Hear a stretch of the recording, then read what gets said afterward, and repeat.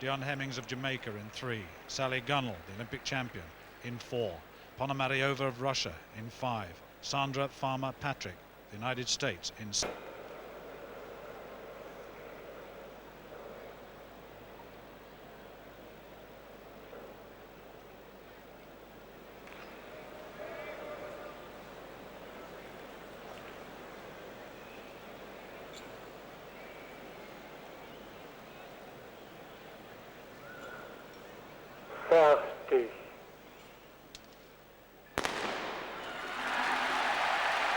Farmer-Patrick gone off very quickly indeed, so is Kim Batten of the United States. Batten probably first to rise. Gunnell just about a metre down or so on Ponomariova, but flowing nicely down the back straight.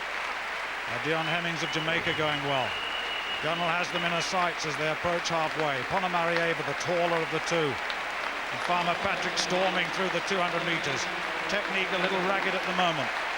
Gunnell just a metre down on Farmer-Patrick at the moment, the American from the Britain, the Russian in 3rd at the moment. Gunnell now moving into the home straight. 3 hurdles left in this World Championship final. Sandra Farmer-Patrick leads. Gunnell in 2nd place. Gunnell comes past and she's got to attack her hard now. Gunnell from Farmer-Patrick, and Gunnell attacking her on the line, and Gunnell's going to come through, and Sally Gunnell comes through to take the world title. Farmer-Patrick is 2nd, Ponomariova is 2nd, and the world record has gone too. The world record set by Marina Stepanova of the Soviet Union, the former Soviet Union, in 1986, has been taken apart. It stood at 52.94, and this young woman is the Olympic champion, the world champion, and the world record holder. What a wonderful performance. She now knows the realization that she's taken all her ambitions in one race. What an occasion it is for this young woman. The stride pattern was perfect. Left leg lead for 6 hurdles, changed to right, then came back on the left, changed to right, and took the last on the left at racing pace. Well, Sandra Farmer-Patrick of the United States gave absolutely everything to this. And Sally had to work so hard to achieve the first world record of these World Championships. Ponomariova, the tall Russian. Gunnell takes her here. Sandra Farmer-Patrick still slightly in the lead. Let's watch them come off this hurdle. Just slightly, just a touchdown. The stride pattern, the total commitment as she approached that last hurdle showed tremendous discipline. Farmer-Patrick's ahead, a little high over the hurdle. Gunnell's sprint speed, close to 50 seconds now. She's Britain's top 400-metre runner too. Look at that superb attack on the hurdle, and now the basic sprint speed comes in. Total commitment between hurdles 9 and 10, something that was missing 2 years ago. And this, a victory she'll remember for the rest of her life. She won that finish by sheer belief. Farmer-Patrick, the best race she's run for a very long time indeed. In fact, probably ever. Well, Farmer-Patrick, the Olympic silver medalist, gave absolutely everything here. At this stage, the Britain was flowing. The technique that her and Bruce Longdon had put together over the last decade has come good. She wasn't happy with qualification, with the stride pattern. But watch the change down now. There it is, a little stutter to give the 16. And that was better. And she's alternating beautifully. And that is a wonderful, wonderful 16 stride attacking 9th to 10th last hurdle. The American ran so well, the best race of her life, but it wasn't good enough. And Britain have a world champion and a world record holder. I suspect actually Farmer-Patrick may also have broken the world record, but haven't got the place times yet. Well, the captain of the British women's team has repeated that marvellous feat at the beginning of these championships of Linford Bristol.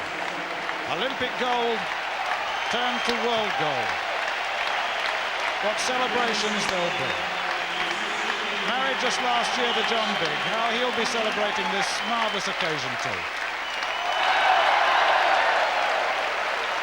Heptathlete, turned to 100-metre hurdles, became Commonwealth champion at that event.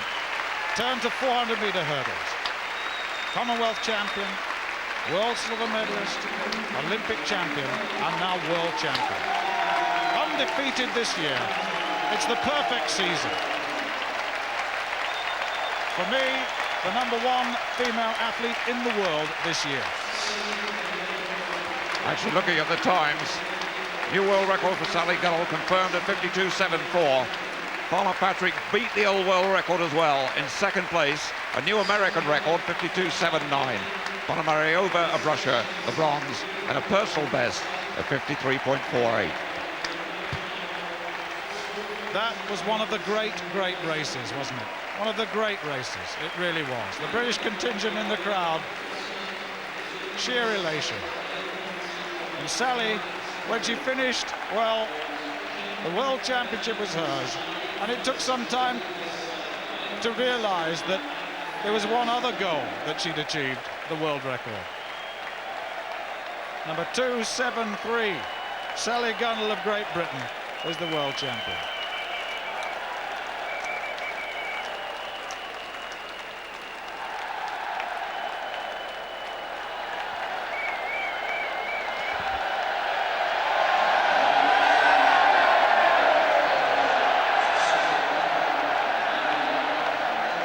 That's her husband.